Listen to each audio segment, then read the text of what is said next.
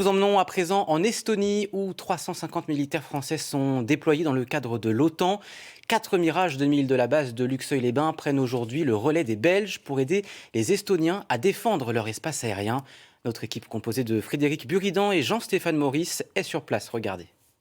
Effectivement, Guillaume, nous sommes au cœur de cet hangar ici, donc dans la base d'Amari, en Estonie, où se prépare actuellement la passation entre les Belges qui ont assuré cette mission de police de l'air pendant ces précédents mois, avec des F-16, comme vous pouvez le voir sur les images de Jean-Stéphane Maurice, et puis les Mirage 2000 de Luxeuil-les-Bains qui vont la poursuivre pendant 4 mois. Alors, pour revenir un petit peu sur l'explication de cette police de l'air ici en Estonie, il faut savoir qu'en 2004, les 3 pays baltes, la Lettonie, l'Estonie et la Lituanie ont rejoint l'OTAN et depuis cette époque, les pays membres de l'OTAN se relaient pour la protection de l'espace aérien. Alors, pour comprendre un petit peu plus la mission de ces avions, je vous propose d'écouter le commandant de l'escadron de Luxeuil-les-Bains.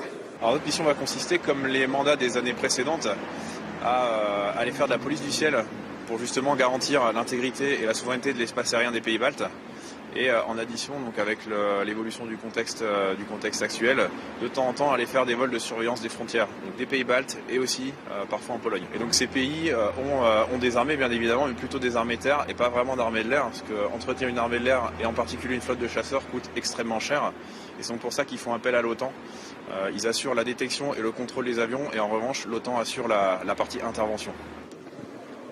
Oui, une dernière photo, comme vous pouvez le voir, pour les officiers belges qui vont rejoindre leur pays dans les prochaines heures, avant que les Français de Luxeuil, de la BA-116, prennent la relève. Et puis, on nous l'a reprécisé, même si l'Estonie est pratiquement frontalière avec la Russie, il n'y a pas de lien avec le conflit actuel entre la Russie et l'Ukraine. C'est une mission dont la BA-116 a l'habitude. C'est la 3e fois qu'elle vient ici dans ce cadre-là. Et puis il y a aussi d'autres coopérations avec des pays qui sont actuellement présents sur site, comme on nous l'a dit aussi, pour essayer de construire une armée plus forte pour le futur. Quoi qu'il en soit, pour le moment, la mission va s'achever début août.